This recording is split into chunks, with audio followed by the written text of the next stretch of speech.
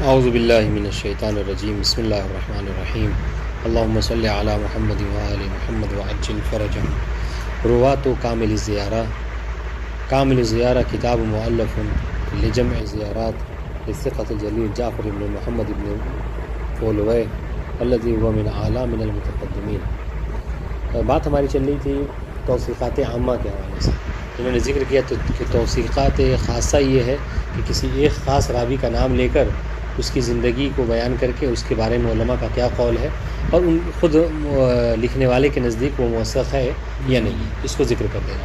توثیقات عامہ کیا ہے کہ ایک کلی عنوان کو ذکر کیا جائے، ایک عام عنوان کو ذکر کیا جائے اور وہ راوی اس کلی عنوان کا ایک فرد ہو، ٹھیک ہے، اس عام عنوان کا ایک فرق ہو۔ جیسا کہ اس سے پہلے بیان کیا کہ تفسیر قمی، ٹھیک ہے، تفسیر قمی صاحب تفسیر قمی نے کہا کہ جو کچھ میں نے اپنی کتاب میں ذکر کیا ہے وہ روات ثقات سے ذکر کیا ہے۔ اس کا مطلب کیا ہے؟ اس کا مطلب یہ ہے کہ جو کچھ ہے اس کتاب میں سب موثق ہے، اس کی روایت کرنے والے سب موثق ہیں۔ اب اس میں جتنے لوگ داخل ہوں گے جس کا ذکر ہوگا وہ سب کے سب موثق ہو جائیں گے۔ یہ ایک مثال تھی روات تفسیر قمی۔ آج دوسری مثال دے رہے ہیں روات کامل زیارہ، ٹھیک ہے، کامل زیارت کے جو بھی راوی ہیں وہ سب کے سب کیا ہیں؟ ثقہ ہیں۔ کیوں؟ اس لیے کہ ان کے جو مؤلف ہیں ابن فولوے، ان کا یہ دعویٰ ہے کہ ہم نے بھی یعنی اسی چیز کو کتاب میں ذکر کیا ہے کہ جو موثق جی۔ تو دیکھیے گا کہ کامل زیارہ کتاب مؤلف لجمع زیارات للثقة الجلیل جعفر بن محمد بن فولوے الذي هو من اعلام المتقدمین۔ کامل زیارت یعنی کتاب کے بارے میں بتانا ذرا سا کہ یہ کتاب کون سی کتاب ہے؟ کہ یہ وہ کتاب ہے کہ جو زیارتوں کو، امام معصومین کی زیارتوں کو جمع کرنے کے حوالے سے اور اس کی فضیلت عظمت ان کے ذکر میں اس کتاب کو لکھا گیا ہے، ٹھیک ہے۔ کس کی کتاب ہے؟ یہ موثق جلیل القدر جعفر بن محمد بن فولوے کی ہے، ٹھیک ہے، کہ جو ہمارے متقدمین کے میں سے ایک بزرگ عالم دین ہے نہیں۔ وقد ذکر هذا الشیخ الجلیل لکتابہ مقدمۃ صغیرہ۔ دیکھیے وہاں پر کیا تھا؟ تفسیر قمی میں ایک مقدمہ طویلہ تھا، انہوں نے بہت چھوٹا سا مقدمہ لکھا ہے اور اس مقدمے میں ذکر ضمن المقدمہ العبارۃ التالیہ، اس مقدمے میں اس عبارت کو لکھا ہے جس سے یہ سمجھا گیا کہ یہ اپنے تمام راویوں کو موثق جانتے ہیں۔ کیسے؟ سنیے جملہ انہوں نے کیا کہا، وقد علمنا بان لا یخیط بجمیع ما روی عنہ فی ھذا المعنی ولا فی غیرہ، ٹھیک ہے۔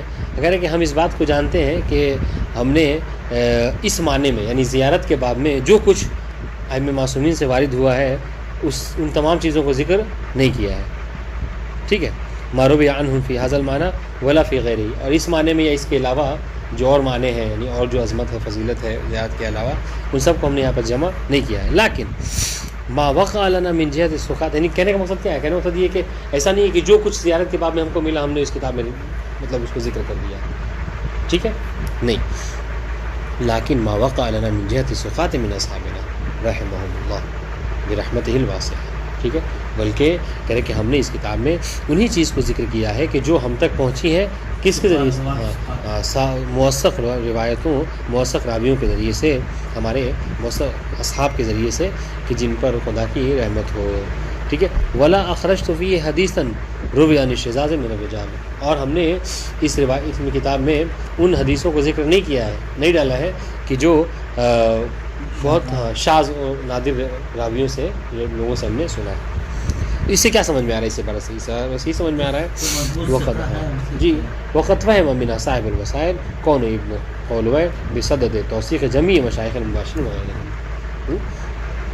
اس سے صاحب وسائل نے یعنی شیخ ابن عامری نے یہ سمجھا کہ اس روایت اس بات سے وہ یہ کہنا چاہ رہے ہیں گویا کہ وہ اس یعنی صدد میں ہے، یعنی اس چیز کو بیان کرنا چاہ رہے ہیں کہ جتنے بھی مشائخ ہیں ان کے جن سے بھی انہوں نے سنا ہے، چاہے وہ مباشرین ہو ڈائریکٹ سے سنا ہے یا غیر مباشر، سب کے سب ان کے نزدیک موثق ہے۔ بات انشاءاللہ ووافقہ علی ذلک السید الخوئی فی رأیہ السابق، اور سید خوئی نے بھی اپنی پہلی رائے میں، چونکہ آخر عمر میں ان کی یہ رائے بدل گئی تھی کامل زیارت کے حوالے سے، لیکن شروع میں شیخ سید خوئی بھی اسی قول کے قائل تھے، کیا؟ ہاں، کہ سب کے سب ثقہ ہیں، اور اس حوالے سے وہ یہی سمجھے تھے۔ حیث اختار ان کل من ورد فی اسانید الکتاب المذکور ثقۃ، انہوں نے کیا اختیار کیا تھا کہ جو بھی اسانید کتاب کامل زیارت میں واقع ہے وہ کیا ہے موثق ہے. ٹھیک ہے, اس کو اختیار کیا تھا. الا اذا اورز بتضعیف من قبل آخرین, مگر یہ کہ جیسا کہ اس سے پہلے بھی سیخ خوئی نے جملہ کہا تھا تفسیر قمی کے حوالے سے, مگر یہ کہ کوئی ایسا ہے کہ جس کے لیے خاص نجاشی نے یا شیخ طوسی نے خاص طور سے یہ کہہ دیا ہو کہ یہ ضعیف ہے, تو چونکہ معارضہ ہو جائے گا, تعارض ہو جائے گا, ایک طرف موثق ایک طرف جو کیا تعارض, اور ایسے حال میں ہم ترک کر دیتے ہیں.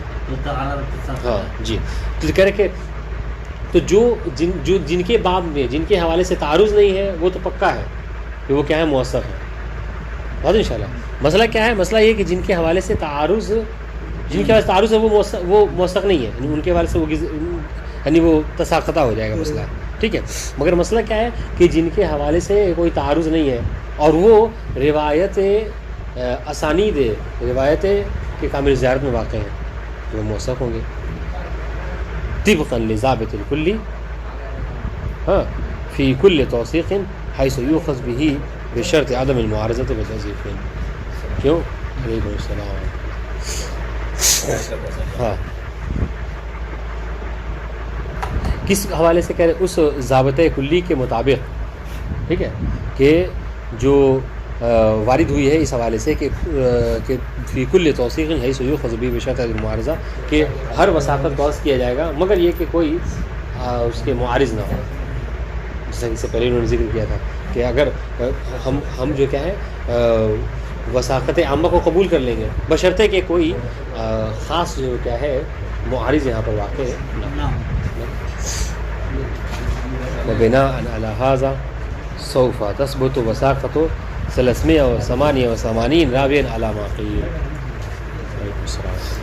اور اس حوالے سے یعنی اگر ہم اس بات کے قائل ہو گئے, کس بات کے؟ اس بات کے قائل ہو گئے اس کے کہ کامل زیارہ کے جتنے بھی راوی ہیں وہ سب کے سب کیا ہے ثقہ اور جلیل ہیں, تو اس حوالے سے کیا ہوگا 388 راویوں کی وثاقت ثابت ہو جائے گی. سمجھ رہے؟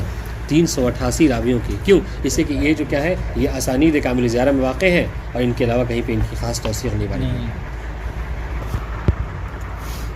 ويرد ذلك أن القدر المتيقن من العبارة السابقة إرادة ابن قولوي لتوثيق خصوص من يروي عنه بالمباشرة دون الجميع. ٹھیک ہے, اس کو رد کیا ہے کس نے؟ شیخ باقر نے. کہہ رہے کہ نہیں, دیکھیے اس یہ جو عبارت انہوں نے اوپر کہی ہے اس سے یہ ہم سمجھ میں زیادہ سے زیادہ یہ سمجھ سکتے ہیں کہ شیخ ابن قولوی وہ اس صدد میں ہے, اس چیز کو بیان کرنا چاہ رہے ہیں کہ فقط وہی ان کے نزدیک موثق ہے جن سے انہوں نے مباشرتاً حدیث کو نقل کیا ہے. ٹھیک ہے, عبارت دیکھیں وَيَرُدُّ ذَلِكَ, یعنی یہ کہنا کہ جتنے ہیں سب کے سب یعنی کامل زیارت کے اسانید واقع ہیں وہ سب کے سب موثق ہیں, اس پر ہم رد کریں گے. کیا اشکال یہ کہ ان القدر متیقن, جو قدر متیقن ہے اس عبارت سے گزشتہ عبارت سے, کس کی عبارت؟ ابن قولوی کی.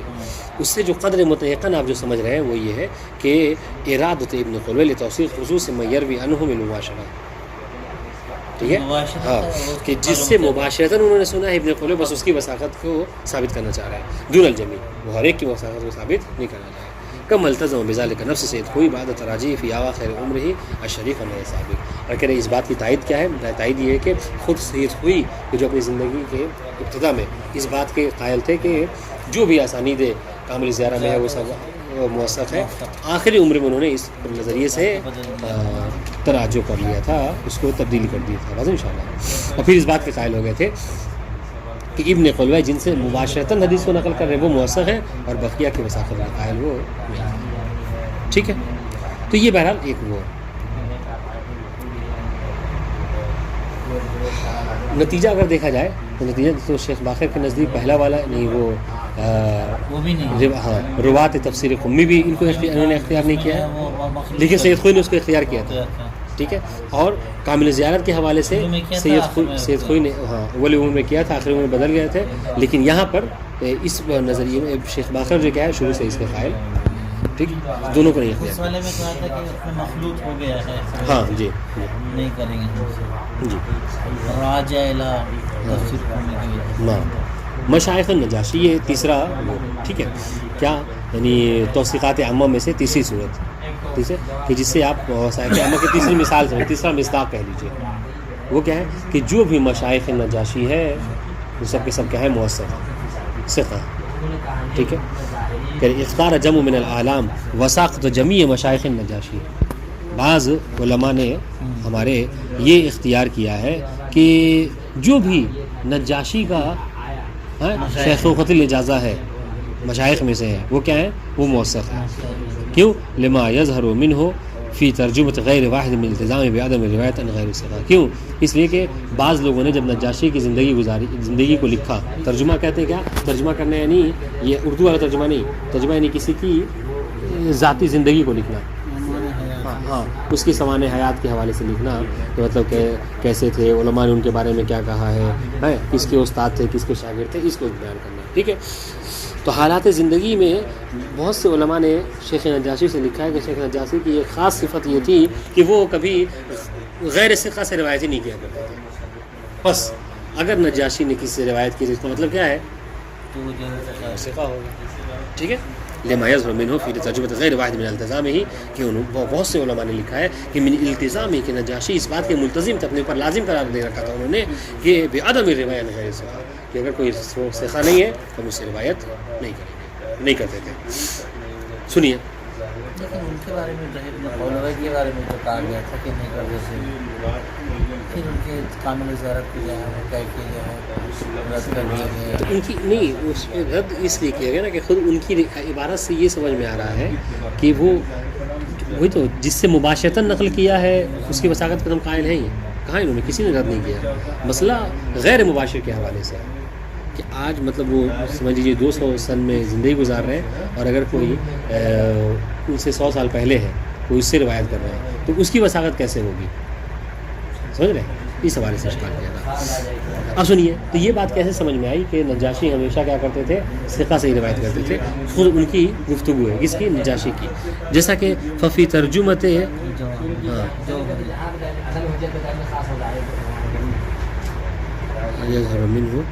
فی ترجمہ, ہاں ایک بات بتائیں, وہ معنی تو ٹھیک تھا لیکن ہم ترجمہ غلط کیا ہے. اوپر والی لائن کا کیا ہے دیکھیے گا, اختار جمع من العالم وساقط جمیع مشائخ النجاشی. بعض علماء نے یہ اختیار کیا ہے کہ جو بھی نجاشی کے مشائخ ہیں وہ سب کے سب کیا ہے, ثقہ ہے.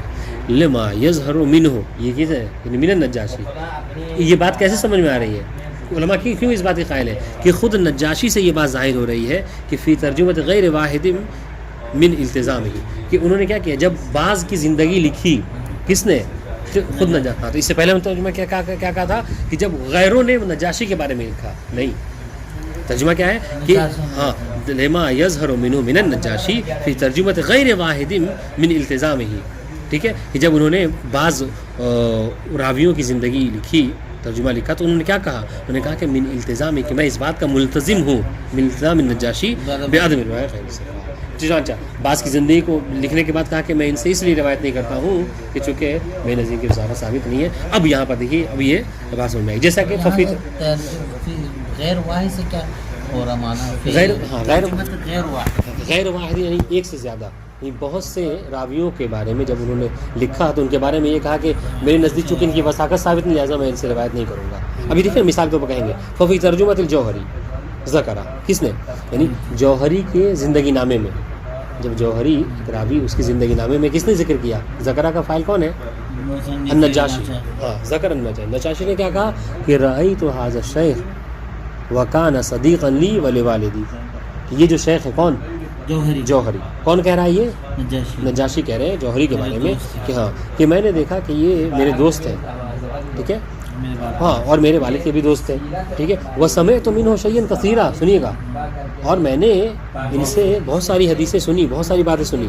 ٹھیک ہے, ورأیت شیوخنا, دیکھیے گا, ورأیت شیوخنا یضاعفونہ, مگر میں نے دیکھا کہ جو ہمارے شیوخ ہیں وہ ان کو کیا کہتے ہیں, ان کو ضعیف قرار دیتے ہیں. سنیے گا, فلم ارو عنہ شیئا وتجنبتہ, جب میں نے دیکھا کہ ہمارے شیوخ ان کو ضعیف ٹھہراتے ہیں تو میں نے ان سے کچھ نہیں نقل کیا اور ان سے اجتناب کرنے لگا, پرہیز کرنے لگا. اب دیکھیں, اب اوپر والی روایت سے میل کھا رہی کہ نہیں, کہ خود نجاشی نے کہا ایک سے زیادہ کے بارے میں, بہت سے روایت کے بارے میں کہ ہاں جہاں مجھے پتہ چلا کہ یہ ضعیف ہے میں اس سے کنارے لے گیا. تو یہ جوہری کے بارے میں. اور سنیے, وفی ترجمۃ ابن البہلول, ابن البہلول کے بارے میں کون کہہ رہا ہے, یقول, یہ نجاشی کہتے ہیں کیا, وکان فی اول امر ثبت. ٹھیک ہے، کہ جب وہ اپنے شروع میں یہ جو ابن بہلول ہے یہ بہت ثابت قدم تھے، ٹھیک ہے، یعنی اچھے تھے اور جھوٹ وغیرہ سے کام نہیں لیتے تھے، ٹھیک ہے.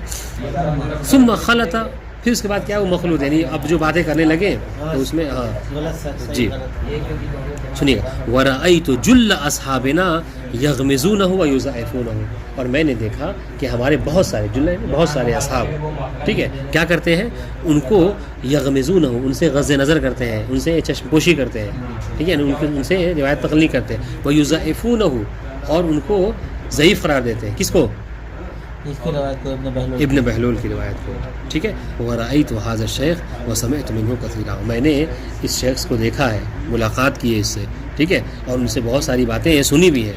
ثم توقفت عن روایت عنہ، مگر میں نے ان سے روایت کرنا توقف کر دیا، الا بواسطۃ بینی و بینہ، مگر یہ کہ کوئی واسطہ میرے اور ان کے درمیان میں ہو تو ٹھیک ہے، لیکن میں نے ان سے مباشرۃ سن کے رد کرنا وہ کر دیا، چھوڑ دیا. اور انشاءاللہ تو دیکھیے، تو ان دونوں باتوں سے کیا سمجھ میں آیا کہ وہ غیر اوپر جو انہوں نے کہا تھا کہ ابن بہلول، یہ نجاشی کا طریقہ کیا تھا، نجاشی فقط کس سے کرتے تھے روایت، سقاط سے، جہاں ان کو پتہ چلا تھا کہ یہ سوقہ نہیں ہے چھوڑ دیتے تھے اسے روایت کرنا. تو اس سے کیا معلوم ہوا، اس سے یہ معلوم ہوا کہ نجاشی فقط کس سے کرتے تھے، سقاط سے. پس جو بھی مشائخ نجاشی ہے، جو بھی روات نجاشی ہیں، وہ سب کے سب اب ایک اشکال کہہ رہے حضور یہ بتائیے کہ نجاشی کی تو کوئی روایت کی کتاب ہے نہیں، نجاشی کی تو کوئی روایت کی کتاب نہیں ہے، تو پھر ان کے مشائخ کے موثق ہونے یا نہ ہونے کا فائدہ کیا ہے؟ ارے جب ان کی اپنی ایک روایت کی کتاب ہوتی ہے حدیث کی، تب ہم ان کے مشائخ کے موثق ہونے یا نہ ہونے کو معیار قرار دیتے ہیں. جب ان کی کوئی روایت کی کتاب ہی نہیں ہے تو صرف یہ جان کر کے ان کے جو روایت ہے وہ موثق ہے یا نہیں ہے، ہم کیا مطلب وہ کیا فائدہ ہوگا؟ ہاں، یہ جواب انہوں نے جواب دیا کہ اس کا فائدہ یہ ہوگا کہ جیسے کل جو ہم نے ایک روایت پڑھی تھی، کون سی والی، لا صلاۃ الا بطہور والی، اس میں 3 طریقے نکل شیخ طوسی نے، اور 2 میں جو کیا ہے، 2 میں وثاقت موقوف تھی کس پر، کہ مشائخ نجاشی کے صحت کے اوپر. کیوں؟ اس لیے کہ ابن ابی جید قمی اور ایک اور جو نام تھا، ان دونوں کی وثاقت کیا تھی، اس بات پر منحصر تھی کہ اگر مشائخ نجاشی جو کیا ہے یہ موثق ہوئے تو یہ سب کے سب موثق ہوئے، ہے کہ نہیں؟ تو کہہ رہے گرچہ ان کی کتاب نہیں ہے، مگر ان کی کتاب نہ ہو ٹھیک ہے، مگر اگر یہ بات ثابت ہوگی کہ جو بھی اگر تمام مشائخ نجاشی استقاء ہے، تو اگر مشائخ نجاشی سے کوئی روایت ہم تک پہنچتی ہے تو وہ روایت موثق ہو جائے گی. یہ فائدہ ہے. سنیے، وَإِذَا قِيلَ ما فائدۃ ثبوت وثاقت مشائخ نجاشی، نجاشی کے مشائخ کے وثاقت کا کیا فائدہ ہے، ٹھیک ہے، بعد عدم موجود کتاب روایت میں، جبکہ ان کے پاس ان کی کوئی اپنی روایت کی کتاب نہیں ہے. کان الجواب، اس کا جواب یہ ہوگا کہ ان الفائدۃ تظہر بلحاظ روایات التہذیب والاستبصار، ٹھیک ہے. اس کا فائدہ کیا ہے؟ اس کا فائدہ آپ کو تہذیب و استبصار جیسی کتابوں میں دیکھنے کو ملے گا. یہ دونوں کتابیں کس کی ہیں؟ شیخ طوسی کی. کتب اربعہ میں سے 2 کتاب تہذیب و استبصار شیخ طوسی کی. فإن الشیخ الطوسی ذکر ان جملۃ من اصول الاصحاب، ٹھیک ہے، جیسا کہ شیخ طوسی نے ذکر کیا ہے کہ ہمارے بہت سے ان جملۃ من اصول الاصحاب قد وصلت ہو بواسطہ احمد ابن عبدون اور ابن ابی جید. انہوں نے کیا ذکر کیا ہے کہ بہت سارے اصول، بہت ساری روایتیں شیخ طوسی تک پہنچی ہیں، کس کے ذریعے سے؟ 2 نام سے، احمد ابن عبدون اور ابن ابی جید. اور یہ دونوں کون ہیں؟ مشائخ نجاشی، ٹھیک ہے. وہذان لم یرد فی حقہما توثیق خاص، اور ان دونوں کے درمیان کے حوالے سے کوئی خاص یعنی توثیقات خاصہ وارد نہیں ہوئی. تو ان کی وثاقت کیسے ثابت ہوگی؟ بیدا انہما من مشائخ النجاشی، یہ ہے کہ یہ دونوں کیا ہیں؟ مشائخ نجاشی میں سے ہیں، ٹھیک ہے. فبناء علی ثبوت وثاقت مشائخ النجاشی تثبت وثاقتہما، تو اگر ہم اس بات کے قائل ہو گئے کہ مشائخ نجاشی سب کے سب موثق ہے، تو ان دونوں کی وثاقت بھی کیا ہو جائے گی؟ ثابت ہو جائے گی. کس کی؟ احمد ابن عبدون اور ابن ابی جید. اور جب ان کی وثاقت ثابت ہو جائے گی تو روایت تو تہذیب و استبصار کی جو روایتیں ان سے شیخ طوسی نے پہنچی، وہ سب ساری روایتیں ثابت ہو جائیں گی، موثق ہو جائیں گی. وتكون روایت الواصلہ بتوسطها حجہ، اس سے جو روایتیں ان کے ذریعے سے پہنچی ہیں وہ حجت ہے. بہت انشاءاللہ یہ چوتھا طریقہ کہہ رہے کہ یہ بھی کیا ہے وہ توثیقات عامہ میں سے ہی کیا وقوع و بنی فضال فی سند، بنی فضال ٹھیک ہے، یعنی یہ کچھ گروہ تھے ٹھیک ہے، بھائی تھے، یہ کچھ بھائی تھے یہ بنی فضال، ان سب کے حوالے سے امام عسکری علیہ السلام کی وہ ہے حدیث ہے ہاں، یعنی یہ لوگ کیا تھے، یہ لوگ فتحی المذہب تھے، فتحی المذہب سمجھ رہے ہیں یعنی کیا ہاں، یعنی اب چھٹے امام کے بعد عبداللہ افتح کی امامت کے قائل ہو گئے تھے اور ساتویں امام کی امامت قائل نہیں ہوئے تھے بات انشاءاللہ ہاں، تو ان کے حوالے سے چھٹے امام کے زمانے تک کے انہوں نے جو روایتیں وغیرہ کی اچھی یعنی موثق روایتیں کی انہوں نے، اور جھوٹ نہیں بولا کرتے تھے، یہ ساری چیزیں تھیں ان کے اندر. تو ان کے حوالے سے 11ویں امام کے زمانے میں کسی نے سوال کیا کہ مولا بنی فضال کے حوالے سے کیا کہتے ہیں، کیونکہ دیکھیں روایت تو ٹھیک کر رہے ہیں لیکن عقیدہ کیا ہے غلط ہو گیا عقیدہ، دوسرے راستے پہ چلے گئے. تو امام نے ایک جملہ کہا تھا کیا، خذوا ما رووا وذروا ما رأوا، کہ جو کچھ ان لوگوں نے روایت کی ہے اس کو لے لو اور جو کچھ ان کا عقیدہ ہے ہاں ان کی رائے ہے اس کو چھوڑ دو. یعنی یہ مت دیکھو کہ ان کا عقیدہ کیا ہے، یہ دیکھو کہ وہ کیا کریں، ان کا عقیدہ چھوڑ دو، ان کے سوال جو روایت کر رہے ہیں ان کو لے سکتے ہو. اس سے کیا سمجھ میں آ رہا ہے، اس سے یہ سمجھ میں آ رہا ہے کہ بنی فضال جو روایت کرتے ہیں وہ روایت موثقہ ہوا کرتی ہے. بات ان شاء اللہ سنیے گا. بنو فضال کون ہے؟ وہم الحسن ابن علی ابن فضال و احمد ابن حسن بن علی ابن فضال و علی ابن حسن بن علی ابن فضال. یہ 3 بھائی تھے. کون؟ حسن، احمد اور علی. ٹھیک ہے ہاں. جماعت من الفتحیہ، یہ فتحیہ میں سے ایک جماعت تھی. والفتحیہ کسے کہتے ہیں؟ فرقۃ تقول بامامت عبداللہ الافتح ابن الامام الصادق علیہ السلام. یہ ایک وہ فرقہ ہے کہ جو چھٹے امام کے بعد عبداللہ افتح کے ان کے امامت قائل تھا اور 7 امام کے بعد قائل نہیں ہوئے تھے. سنیے گا. ولکثرت احادیثہم وفساد عقیدتہم وجہ بعض الشیعہ، اور چونکہ انہوں نے حدیثیں بہت ساری نقل کی ہیں، روایت کی ہیں ان تینوں نے، ٹھیک ہے، لیکن عقیدہ کیا ہے ان کا؟ وہ فساد، عقیدہ جو ہے غلط تھا. تو بعض علماء شیعہ نے وجہ بعض شیعہ سوال امام عسکری السلام، بعض شیعوں نے سوال امام سے کیا، امام سے لکھا عن الموقف الذی ینبغی اتخاذ احتجاج تلک الاحادیث، کہ مولا یہ بتائیے کہ ان کی احادیث کے حوالے سے ہمارا کیا موقف ہونا چاہیے، ہم ان کی احادیث کو معتبر مانیں یا ترک کر دیں.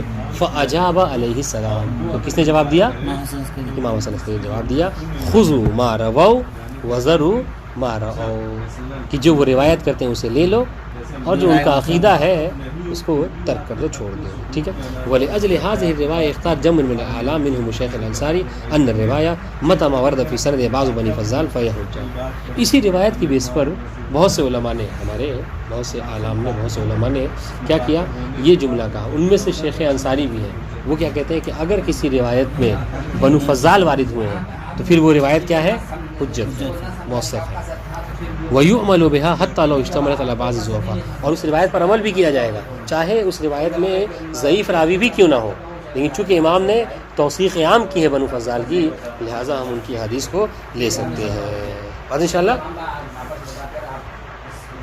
وَقَدْ رَفَضَ هَذَا الرَّأْيِ كَثِيرٌ مِنَ الْأَعْلَامِ، جبکہ بہت سارے علماء نے ہمارے اس رائے کو رد کیا ہے، شیخ انصاری اور بعض علماء کی. کیا بدعویٰ، اس دعوے سے ان کی دلیل کیا ہے کہ ان مقصود الروایہ بیان ان فساد العقیدہ لا یمنع من اخذ بالروایہ، کہ اس روایت کا مطلب صرف اور صرف یہ ہے کہ اگر عقیدہ انسان کا غلط ہے تو عقیدہ غلط ہونے کی وجہ سے کسی کی روایت کو ترک نہیں کیا جا سکتا. ٹھیک ہے. فہیا فی صدد بیان نفی المحظور من جہت بنی فضال لا اکثر، تو یہ روایت بس یہ بتاتی ہے کہ بنی فضال کا جو عقیدہ ہے وہ ان کی روایت کو اخذ کرنے میں مانع نہیں ہے. ٹھیک ہے. یہ نہیں کہ پورے بنی فضال نے جو بھی روایت کی ہے وہ سب کے سب جو کیا ہے مؤثر ہے.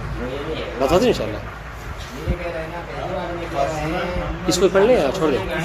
اس کو پڑھیں ختم ہو جائے. جی لاسٹ چاہیے. سنیے گا.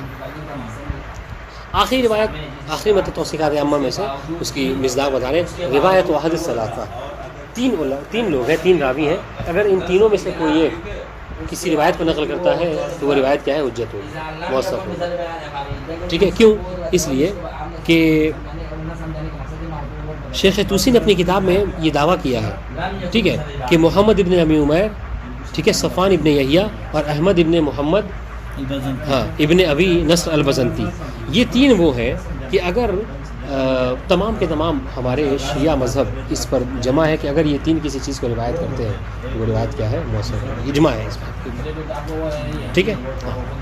سنیے گا، قیل بأن احد الثلاثہ، ایک قول یہ ہے، قیلہ کس سے تعبیر کرے، اس کا مطلب کیا ہے کہ اس سے قائل وہ نہیں ہے، کہ بأن احد الثلاثہ، ان تینوں میں سے کوئی ہے، کون؟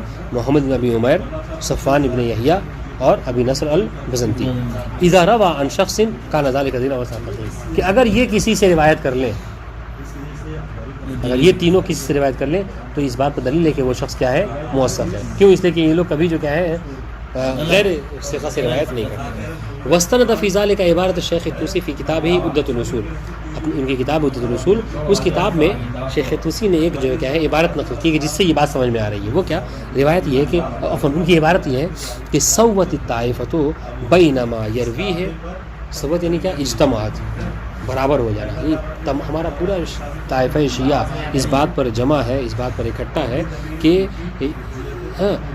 بینما یروی، کہ جو محمد ابن ابی عمیر، صفوان ابن یحییٰ اور احمد ابن محمد ابن ابی نصر البزنتی، ٹھیک ہے، وغیرہ من الثقات الذین عرفوا بانهم لا يروون ولا يرسلون الا عمن يوثق به، ٹھیک ہے، وبینما اسندہ غیرهم، ہمارے شیعہ مذہب کا اس بات پر اتفاق ہے، ٹھیک ہے، کہ یہ تین اور ان تینوں کے علاوہ جو موثق ہے، کہ جن کے حوالے سے الذین عرفوا، جن کے بارے میں یہ بات مشہور ہے، جان چکے ہیں ہم لوگ کہ بأنہم لا یروون ولا یرسلون الا عمن یوثق به، کہ یہ روایت نہیں کرتے، یہ حدیث مرسلہ کو نہیں لیتے مگر یہ کہ اسی سے لیتے ہیں کہ جس پر ان کو بھروسہ ہو، جن وہ ثقہ ہو، ٹھیک ہے، عمن یوثق به وبینما اسندہ غیرهم، ٹھیک ہے، اور ان کے اور وما اسند وغیرہ، اور ان کے علاوہ جو لوگ کیا کرتے ہیں وہ سند وغیرہ پیش کرتے ہیں، یعنی کیا مطلب؟ یعنی کہہ رہے ہیں کہ ان کی روایت، اور چاہے روایت یعنی روایت ہو یا مرسلہ ہو، روایت مرسلہ ہو، یہ سب کیا ہے؟ برابر ہے دوسرے کے مسانید کے حوالے سے، یعنی کیا مطلب کہنا چاہ رہا ہے، ٹھیک ہے، یہ لوگ یہ تین جو ہے کیا ہے، ان کی چاہے روایت ہو یعنی سند کے ساتھ، یا سند نہ ہو، کچھ سند میں مرسل کسے کہتے ہیں؟ جہاں پہ بعض سلسلہ ٹوٹ گیا ہو، ٹھیک ہے، گیپ ہو، تو کہہ رہے ان کی مرسل روایت بھی کیا ہے؟ یہ برابر ہے دوسرے کی مسند روایت سے، اس میں مسلسل پوری سند کو ذکر کیا ہے، کیوں؟ ان کا ایک بہت مقام پایا جاتا تھا، تو بہت زیادہ موثق تھا، ٹھیک ہے۔ ومن هنا قال المشہور، یہی وجہ ہے، اس عبارت کی وجہ سے بہت سے مشہور علماء نے یہ کہا ہے کہ ان مراسیل ابن ابی عمیر وہاں کا صفوان بزنتی کا مسانید ہے، کہ ان کا مراسیل بھی جو کیا ہے ان کے مسانید کی طرح ہے،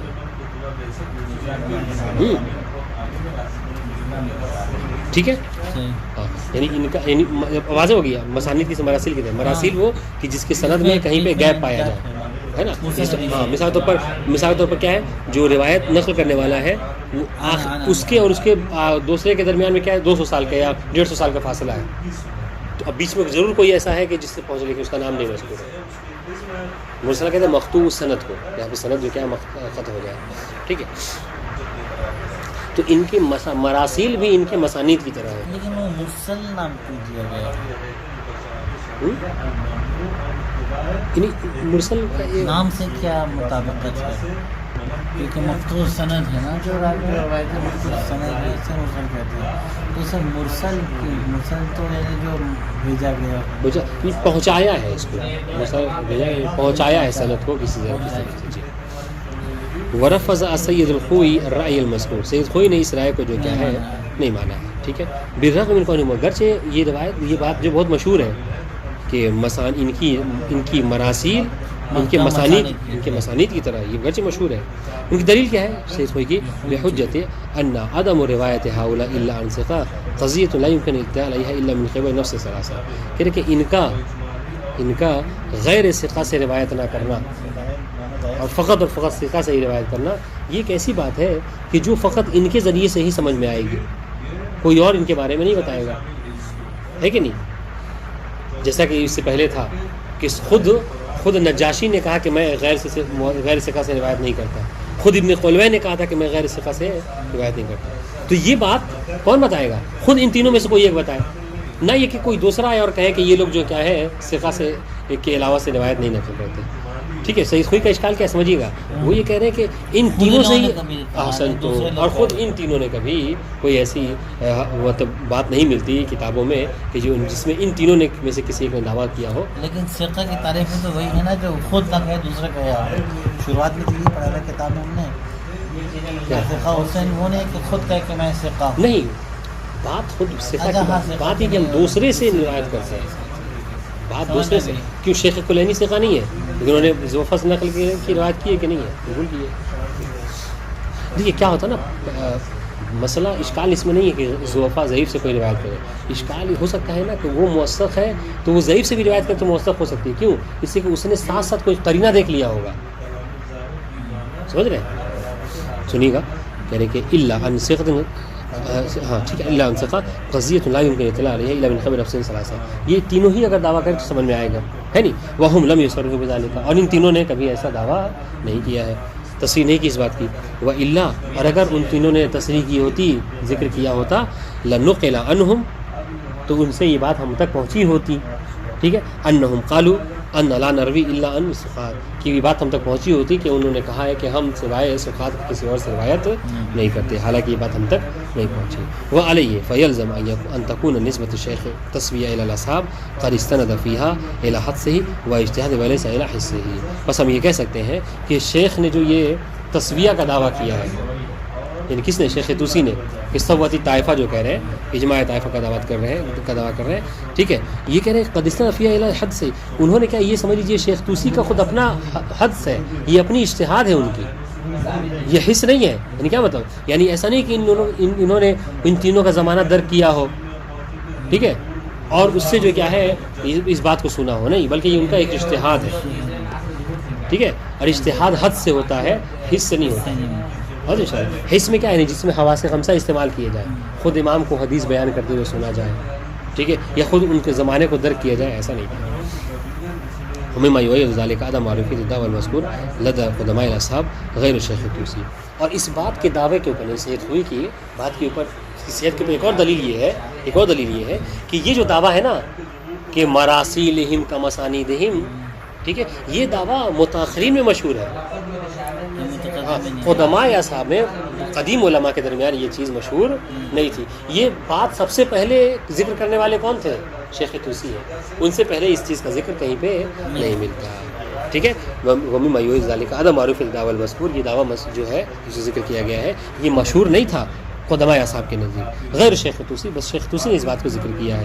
وَلَيْسَ مِنْهَا عَيْنٌ وَلَا أَثَرَ فِي كَلِمَاتِهِمْ، اور ان کے کلمات میں، ان تینوں کے کلمات میں اس چیز کی کوئی ذکر اب یا فی اثر فی کلماتہم، کلمات اصحاب قدماء اصحاب، قدماء اصحاب کے کلمات میں کوئی اس کا اثر یا کوئی اس کی بات ایسی جو ہے نہیں ملتی کہ جس سے یہ سمجھ میں آئے کہ ان کی مراسیل جو ان کے مسانید کی طرف ہے.